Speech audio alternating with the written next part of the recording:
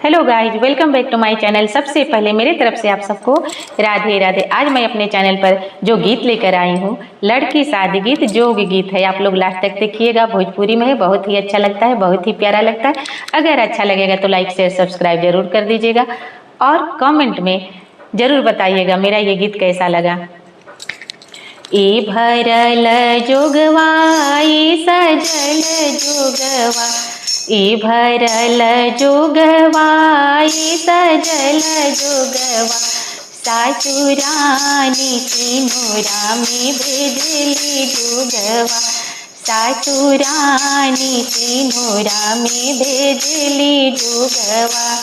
ना आंगन के बीचवा, ना दुआरे बीचवा, ना आंगन के बीचवा, ना दुआरे बीचवा, दुल्हा मड़वा के बीच में डाले जोगवा, दुल्हा मड़वा के बीच में डाले जोगवा। ए भरल जोगवा, ए सजल जोगवा, गोदिन रानी सिंदूरा में भेजली जोगवा, गोदिन रानी सिंदूरा में भेजली जोगवा।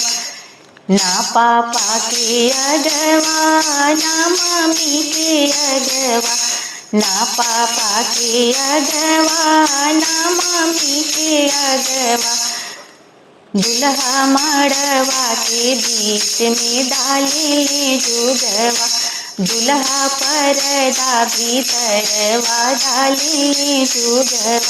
ना भैया के सोझवा, ना भाभी के सोझवा, ना चाचा के सोझवा, ना चाची के सोझवा, दुल्हा परदा के बीच में डाले जोगवा।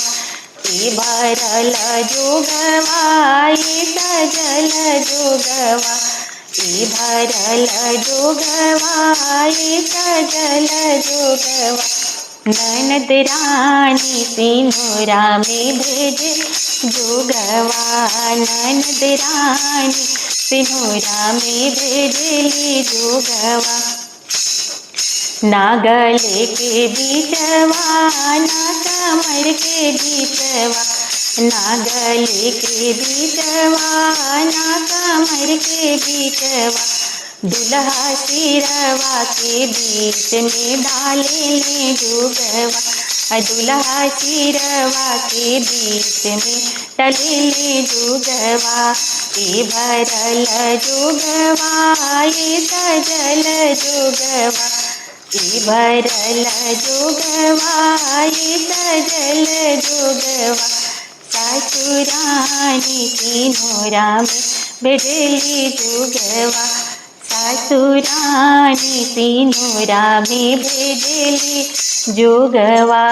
अगर मेरा ये जो गीत आप लोग को अच्छा लगा होगा तो प्लीज़ ज़रूर लाइक शेयर सब्सक्राइब जरूर कर दीजिएगा। अगर मेरा चैनल पर आप लोग नए होंगे तो सब्सक्राइब जरूर कर दीजिएगा, क्योंकि अपने चैनल पर बहुत ही अच्छा भजन, लड़का गीत, शादी गीत जो भी है बहुत अच्छा डालती हूँ। आप लोग देखते रहिएगा। अगर सब्सक्राइब कर दीजिएगा तो मेरा नोटिफिकेशन आप लोग के पास सबसे पहले पहुँचेगा। और कमेंट में ज़रूर बताइएगा मेरा ये गीत कैसा लगा। फिर मिलती हूँ अगले गीत के साथ। तब तक मेरे तरफ से राधे राधे।